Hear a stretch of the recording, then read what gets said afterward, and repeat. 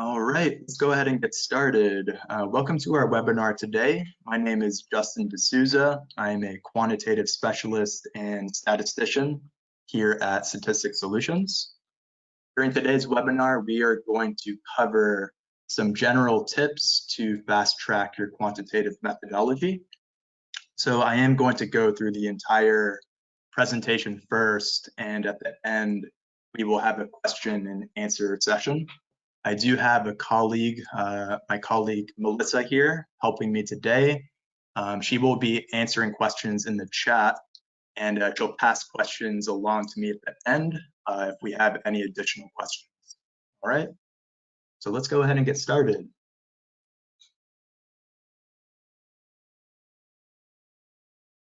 All right, so today we'll be discussing some general tips to expedite your methodology process, specifically for quantitative methodology. So I do first want to discuss the services that our company Statistics Solutions provides. Then we will discuss from a more broader standpoint how to communicate with your committee, planning, timeframes, and templates that you should be using. So that's more of a general topic to look at, not specifically for methodologies. Then we will focus on specific portions of the quantitative methodology, and we'll conclude with a summary. Statistics Solutions provide services in literally every area of the dissertation process, starting with topic development, going all the way to the discussion chapter. So we also help with the prospectus and concept papers, the proposal chapters, which includes the introduction, the literature review, and the methodology. So we do have assistance. We provide assistance with quantitative and qualitative methodologies. We help with IRB forms, data entry templates, uploading your survey into SurveyMonkey. We actually have our own SurveyMonkey account, so we can host your survey for you. We also assist with results chapters, similar to the methodology, both quantitative and qualitative. And we have our own software that can help you analyze your data, crunch your numbers, and provide interpretation. It is called Untitled Statistics. I'll be showing you that a little bit later in the presentation. And to conclude with the dissertation process, we help with the discussion chapter, PowerPoints for defense, and journal publications. So if you feel that you're stuck in any portion of the dissertation, please give us a call. Our number's at the bottom here, 727-442-4290. But to get started with today's topic, first, we'll discuss planning of your dissertation. So this is more if you're at the topic development stage. You want to first identify your ultimate goals for this dissertation. Are you trying to make a significant breakthrough in your field or industry, or do you want to complete this process as efficiently and effectively as possible? Now, we all know that colleges and universities are very expensive right now, and unfortunately, I would say many colleges, I won't say all, but many colleges are not concerned with how long the process takes for students. So keeping that in mind, I think the goal should be to get through the dissertation process as efficiently as possible, as efficiently and as accurate as possible, and save the beneficial work for your field or industry for a journal publication. A journal publication is much less time consuming, it's much less expensive, and you can really just focus on a much more constrained paper, whereas a dissertation needs to be 100 to 200 pages. A journal publication can be just 15 to 20 pages. I think the focus should be to efficiently get through the process as quickly as possible. So you want to establish a time frame in which you want to complete every section of your paper. So every college is different. You need to identify if they want you to complete one chapter at a time. Do they want you to work on multiple chapters together? So some colleges will want you to work on the introduction, you submit that, you work in the literature review, you submit that, and then the methodology. But other universities want you to work on the entire proposal collectively and then submit that for a committee review. So it's important to understand how your college or university works in terms of how you submit your documents. So it's important to follow your school's template and checklist for all the chapters. The checklist will often tell you specifically what needs to go into every section of the paper. It is important to note that every school is different. Some schools have a very general template, whereas others are very specific with what they want in every section. So I think a good idea is to look for previously approved papers at your school so you can understand what the expectation is. And even better than that is once you have a committee, you have a methodologist and you have a chair, it would be beneficial to ask them if they can provide any papers that they were a committee on. So then you can see specifically what they're looking for in terms of an approved paper. So typically you need committee approval on the dissertation chapters, and then the paper proceeds to the university research review, which is often called the URR, and that's a more formal review. So you'll want to be prepared to communicate with that URR member. I would suggest reaching out to your committee, see if you can touch base with them as soon as you can, just so you're familiar with the person. And if you're able to obtain a paper that they have been a URR on, then that will also be very helpful. You can see how they tend to review papers, what type of feedback they give. You can plan your approach accordingly. I think it's very useful today. We have many options for screen share software with Zoom, GoToMeeting, Google Meet. It's just a few of the ones I'm using today. And whenever you have committee reviews or you're meeting with your committee, I would suggest trying to schedule or at least touch base with your committee once a week, depending on what portion of the paper you're working on. Maybe you're working on your methodology, your chapter 3, your methodology. Maybe you can touch base with your methodologist once a week. That would be a very good consistent time, and just to discuss where you are in the paper, what are the expectations they're looking for. If you use screen share softwares, you can look at your project at the same time, and you can go over where they've presented feedback, and you can ask them specifically what they're looking for in terms of you making edits or revisions. Okay, so now we'll dive into methodology specifics. So this is more for topic development as well. If you're at the very beginning of the process, I think it's a good idea to aim to have at least 3 variables of interest, and this will allow you to create at least 2 research questions. I think 2 research questions is really the gold number there as a benchmark. I have worked on papers that have 1 research question, but oftentimes it's not enough. It's not robust enough for a dissertation. So aim to have at least 2 research questions. And in general, there are 2 types of research questions you can have. You can test for relationships or associations, or you can test for differences between variables. So I have some sample questions here. Is there a significant relationship between X and Y? And then a more specific sample here, is there a significant relationship between self-efficacy and job satisfaction? You can add more variables to this research question. Is there a significant predictive relationship between self-efficacy, emotional intelligence, and job satisfaction? So for this first one, you might just use a correlation. For the second one, you might use a regression because we have the word predictive. And then there's tests of differences. Is there a difference in your dependent variable based on groups in your independent variable? So are there differences in job satisfaction based on ethnicity?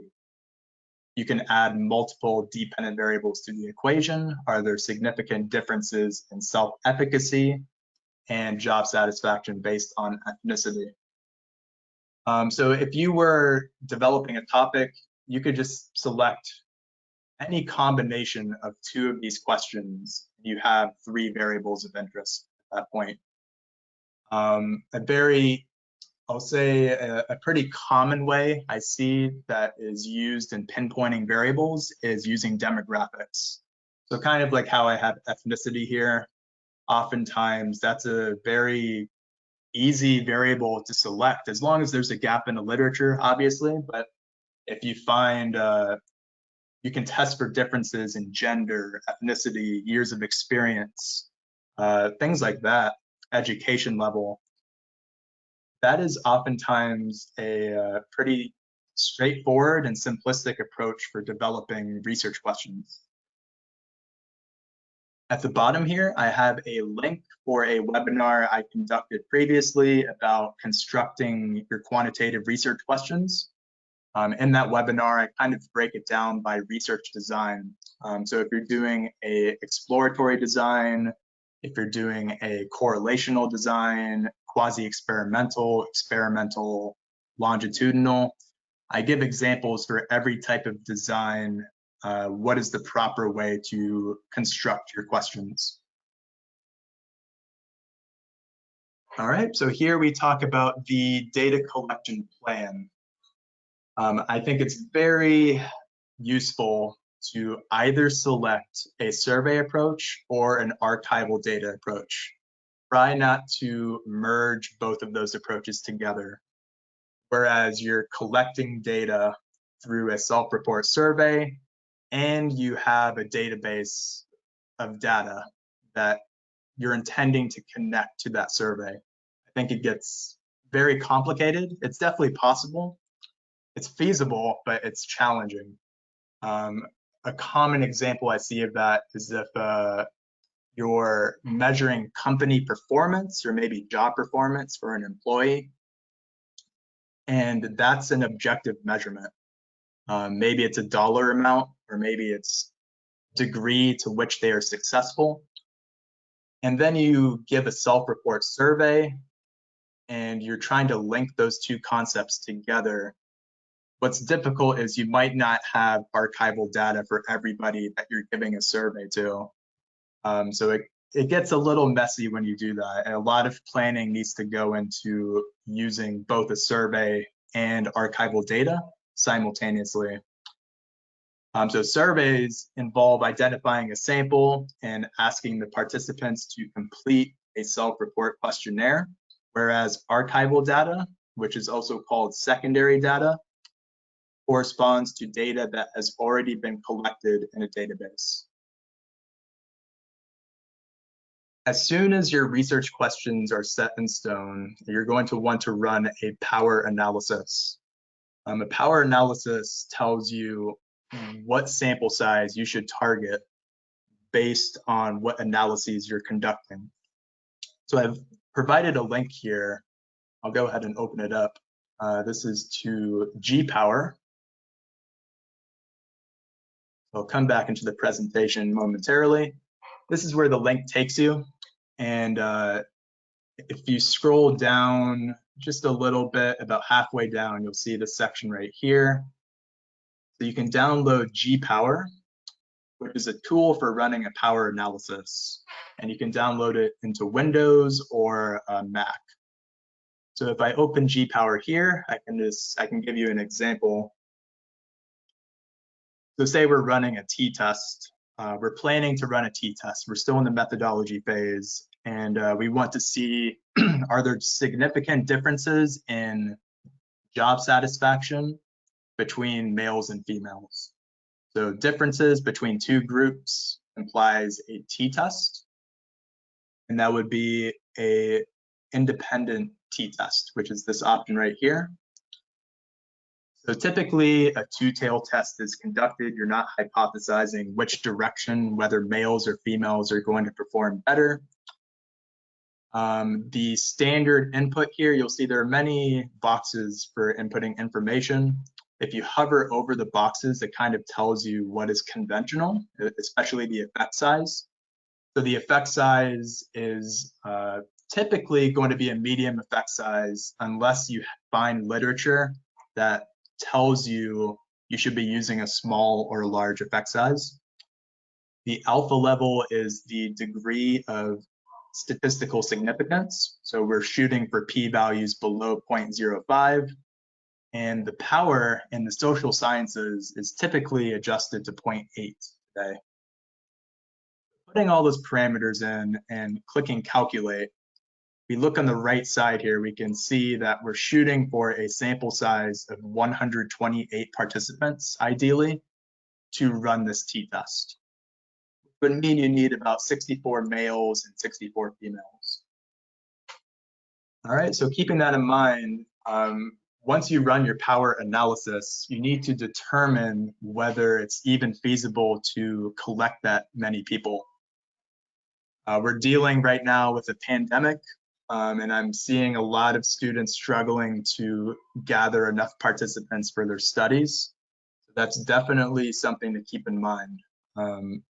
I think committees are aware of that it's a challenge. So I'm sure they are more lenient now. But a couple things to consider is that if your sample size is too large to obtain, you might need to develop new research questions, because then when you run your actual analysis, it's going to be underpowered. The alternative is to interpret your results with a level of caution. So once you get to your final couple of chapters, the results chapter and the discussion chapter, you'll want to present limitations for why you were not able to obtain the sample size target that you calculated in the power analysis, whether that's COVID or COVID-19 or some other obstacle that came in your way. You'll want to consider using data collection companies such as SurveyMonkey or Qualtrics. These two companies work in two ways. The first way is that you can target your own sample. You can identify your participants for your study, and you can direct them to SurveyMonkey and Qualtrics. These two companies will give you a survey link that you can provide to your participants, and they can complete your self-report questionnaire. The alternative is to have SurveyMonkey and Qualtrics target your sample. I believe this is called SurveyMonkey Audience Collector and Qualtrics Panel Research. So if you have very specific demographics for your sample, they can target that group and sample as many people as you want. So say you were looking at teachers, female teachers that have 5 years of experience that are between the ages of 30 and 35. Very specific example. They can target that demographic and they will charge for the number of participants that you need. So it's a very helpful service. The limitation is that it can get expensive. Depending on how specific you get with your criteria, it can get pretty expensive. In my experience, Qualtrics collectively is a better option. They have more specific criteria for that option. However, they are more expensive.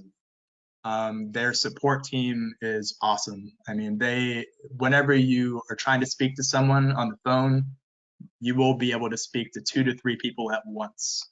They put multiple people on the phone to make sure you're getting what you need. SurveyMonkey, I have not had any problems with SurveyMonkey. In fact, we have our own SurveyMonkey account, as I mentioned earlier. It's if you're using that audience collector function where you're trying to target people, it's a little more limited in that aspect. Just so something to keep in mind. If you're using a self-report survey, I strongly recommend using a previously validated instrument. If you create your own survey, you're going to have to run a pilot test, and that really lengthens the process by months.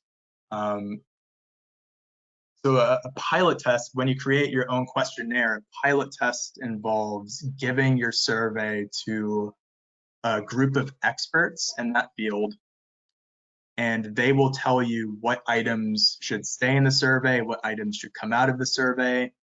You might have to go through that process multiple times for one thing. Then you need to give the survey to a portion of your sample. And you have to ensure that those participants can interpret the questions properly, and that they're not skipping items. So I strongly recommend going with a previously validated instrument. In addition, if you're creating your own survey, you have to validate your instrument.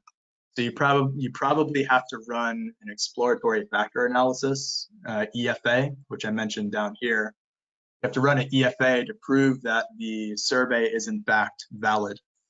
So there are many additional steps that you have to do if you're running a pilot study and creating your own survey. So the most efficient way is to use a self-report survey that has already been validated. Once you've selected a survey, there are several things that you should include in your instrumentation section. So you'll want to identify the total number of items on the instrument and what are the Likert scale ranges, if it is a Likert scale. Maybe it's a yes or no, or maybe it's categorical.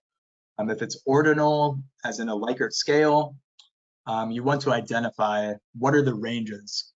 Does it go from 1 to 7, like 1 being strongly disagree, up to 7 being strongly agree? Does it go from 1 to 5, maybe never being 1, always being a 5? Identify what those ranges are. Then you need to identify specifically what is the survey measuring. Does it measure an overall scale? Does it measure subscales in addition to that? And what are the possible scores for these measures? So an example of that is if you've heard of the Maslach burnout inventory, it measures burnout. It's about a 30-question survey, and you can use all 30 or so items to measure burnout collectively. That would be the overall scale. So measuring what the instrument collectively is measuring. But the instrument also has subscales. Within burnout, there's emotional exhaustion, depersonalization, and personal accomplishment. So it measures all 3 of those factors as well.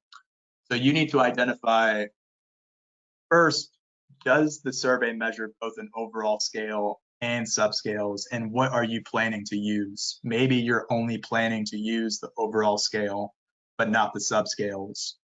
Or vice versa. Maybe you're just planning to use the subscales and not the scale. So you have to be very specific in this section about the scoring. How do you score it? Are you going to use averages of the Likert scale items, or are you going to use a sum? And if you just Google the survey instrument, you should be able to find articles about how they scored it.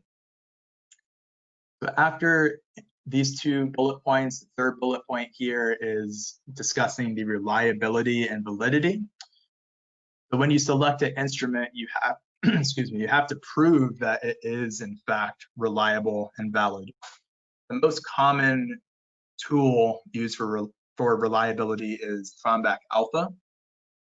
And you're shooting for an alpha level above 0.70. That's just telling you that the participants were consistent in responding to the Likert scale items.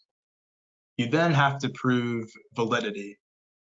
And you can use an EFA or a CFA to prove that. And that is done to prove construct validity.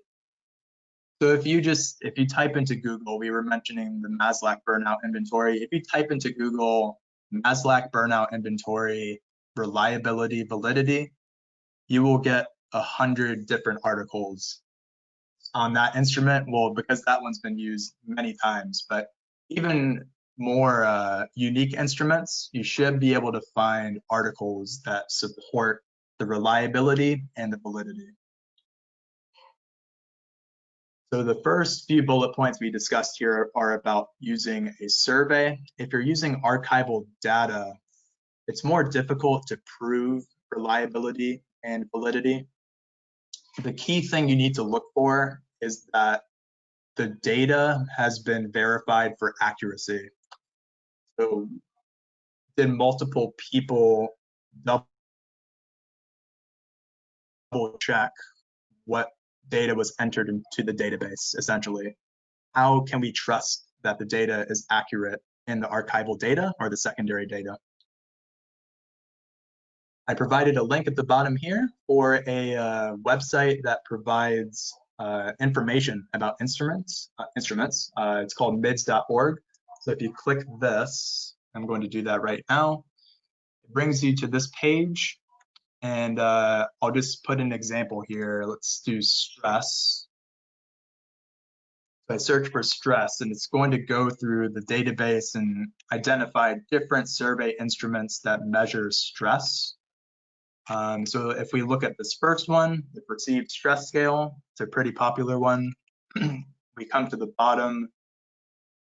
It gives you psychometrics. So this is reliability, validity, and it says you can find that information in this article. You'll want to search for that article. And it also provides the actual survey itself. At the bottom, you'll see files. You'll see the survey itself, as well as the scoring information. Yeah, so that's a pretty useful tool.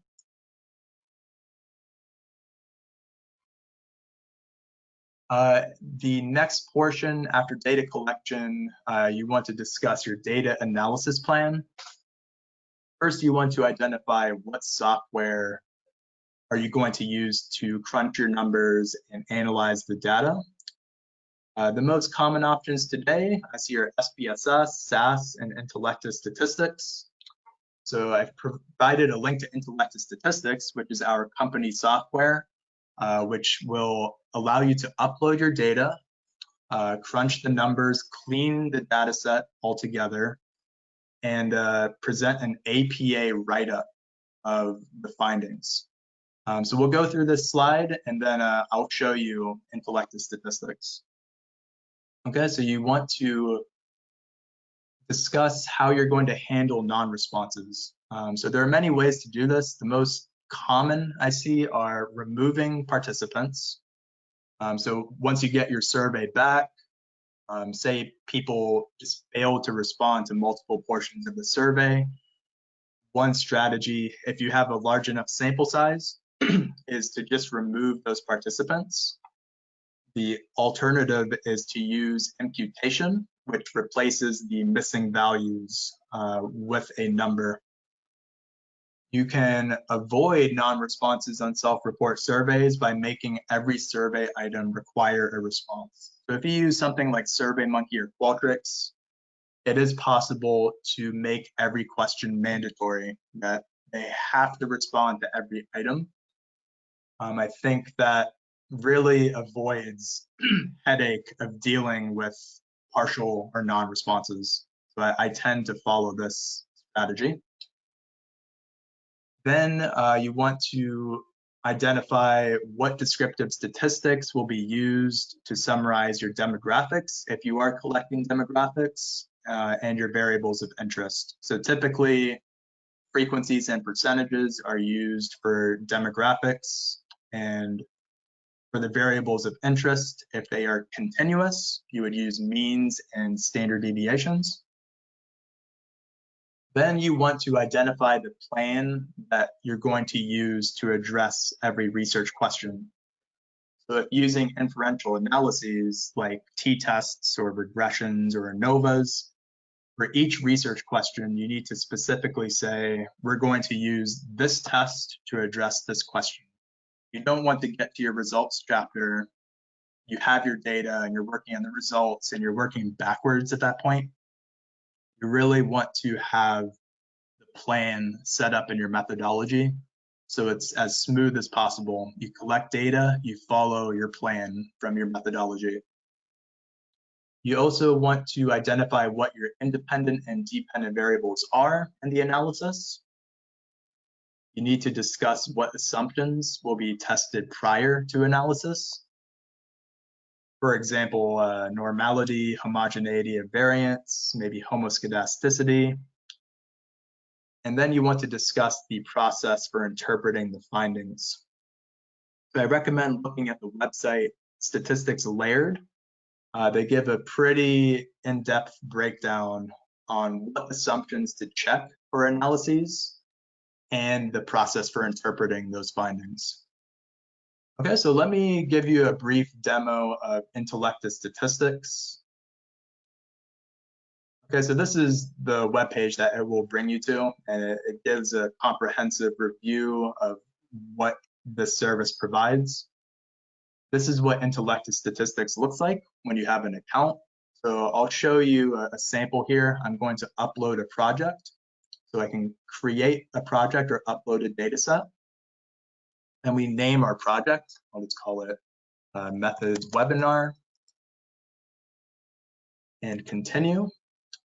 We have 3 different ways for uploading data in terms of you can use a file, you can use a URL link, or you can manually enter data into the software itself.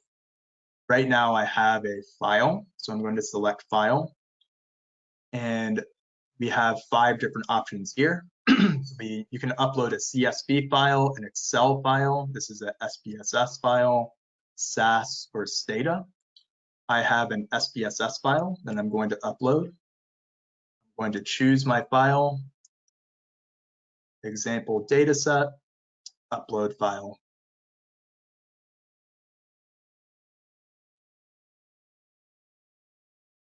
Okay, so the next thing, it's uploaded the spreadsheet. It's going to ask for the level of measurement for all the variables. So if something is categorical or multiple choice, it should be nominal. If something is numeric, it should be scale. So you can see we have here, pretty much looks like SPSS or Excel. We have a built-in spreadsheet editor. And this was a survey that was conducted. And we have at the end, job satisfaction measure and a turnover intentions measure. And we have a series of Likert scale items that were used in the middle to generate these 2 scores. So at the beginning, we have demographics. As you can see on the left side here, we have a number of data management options. So you can change your level of measurement for variables. Maybe something's really not nominal, but it should be ordinal. Maybe it should be scale. We do reverse coding. So if you have a negatively phrased item, you can reverse code that item in the software. Imputation can be used for replacing missing values for variables. You can remove outliers, both univariate and multivariate. We have a variable calculator. This is a very useful tool for creating your composite scores. So maybe you have 10 items that measure job satisfaction, and you need to take an average of those 10 items. You can do that here in this calculator. And then we have transformations, binning, and once you make any adjustments to your spreadsheet, you can download the data right here, and it will download into a CSV file that can be opened in Excel. So we have a lot of options on the left side here. Once we go into analyses, you can see all the different analyses we can run on this data set. Okay, so say that we were looking at I'll just do a sample here. Let's do a linear regression. And I'll choose job satisfaction as an independent variable. And let's see how that predicts turnover intentions. Once you've put your two variables in, we have options on the top right here. And you can see all the different assumptions that we are going to check for this analysis. You can choose to keep some, you can enable or disable which ones you want. Then we'll go ahead and run this analysis. So you can see here that what it does first, it checks for the assumptions of normality and homoscedasticity visually through scatter plots, which is standard for a regression model. Multicollinearity would have been tested if we had multiple predictors. Since we only have one predictor, it was not conducted. And then you get the results of your regression at the bottom here. So we can see that job satisfaction, we want to look at the p-value. Overall, that p-value is greater than 0.05, which is a significant cutoff, meaning that job satisfaction does not predict turnover intentions. Yeah, so we have a variety of tests. That's just one example. We can do descriptives and Cronbach's alpha, correlations. We could do a t-test. So an independent sample t-test, for example, say we wanted to look at differences in job satisfaction based on gender.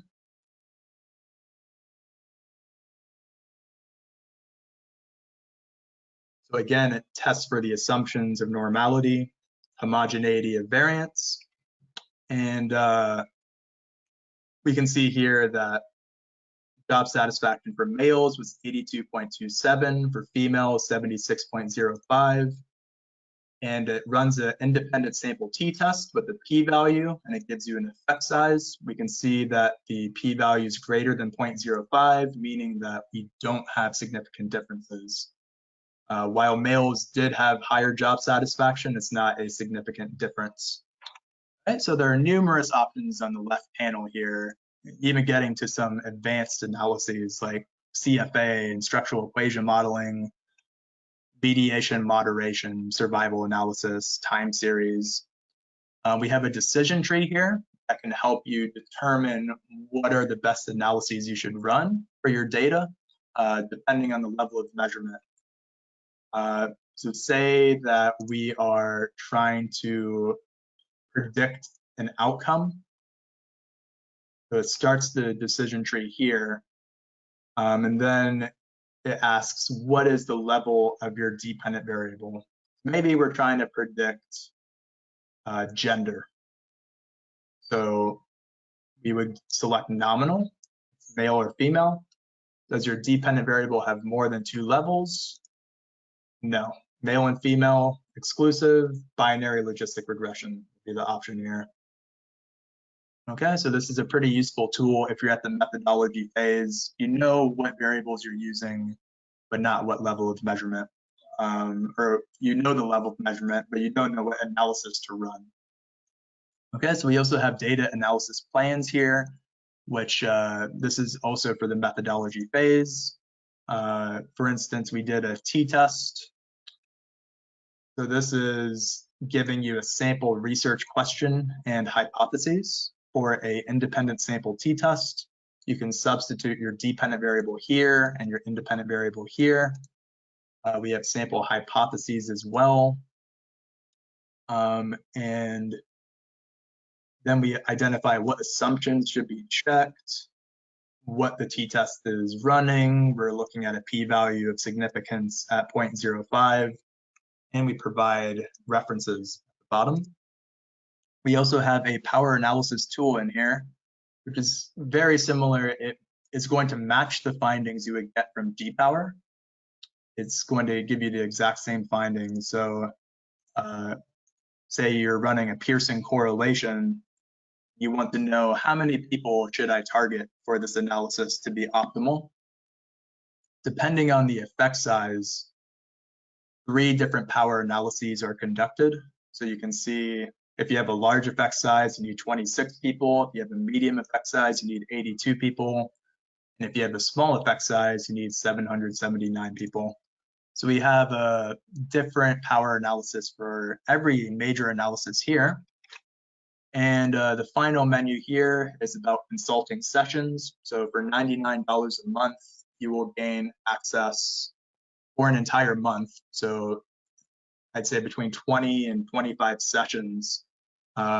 We do group consulting sessions every day of the week, Monday through Friday.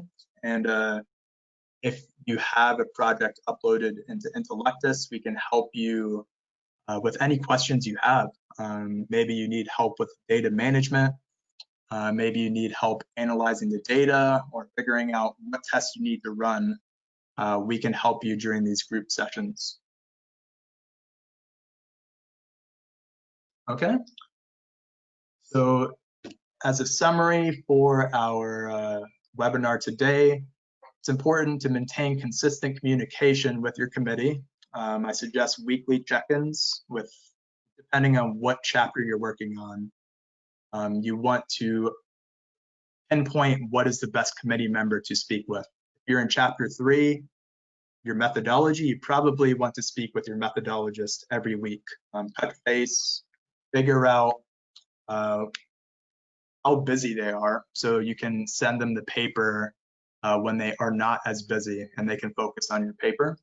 Do Zoom meetings or Google Meet meetings with them so you can review the paper together. Then I recommend following the school template, guidelines, and checklists. Ask for approved papers from your school and from your committee that you can use to model your own paper. Aim for at least 3 variables of interest and 2 research questions if you're at the beginning of the process. Select either survey research or archival data research as a data collection design. I don't recommend using both as it gets pretty complicated. Then you want to run a power analysis to identify your minimum sample size requirement and determine whether it's even feasible to collect the sample. Again, in the last year, I've seen many students struggle to get a sizable sample. So you have to keep that in mind. Consider using SurveyMonkey or Qualtrics for the data collection process, as they can help you target specific demographics and inclusion or exclusion criteria. If you're using a self-report survey, identify your variables of interest, the scoring instructions, reliability and validity information. And when you've developed your research questions, begin thinking about your plan for analysis. How are you going to crunch your numbers? Okay, and that concludes our webinar today. Again, we have a complimentary 30-minute consultation available that you can sign on for. You can contact us at info@statisticsolutions.com or call us at 727-442-4290. All right, actually, it looks like all the questions have been answered. Fantastic. All right, thank you, Melissa. So yeah, let us know if you have any questions. Schedule an appointment if you're at a roadblock with any portion of the dissertation, and let us know if you have any questions, okay? Have a great evening, everyone.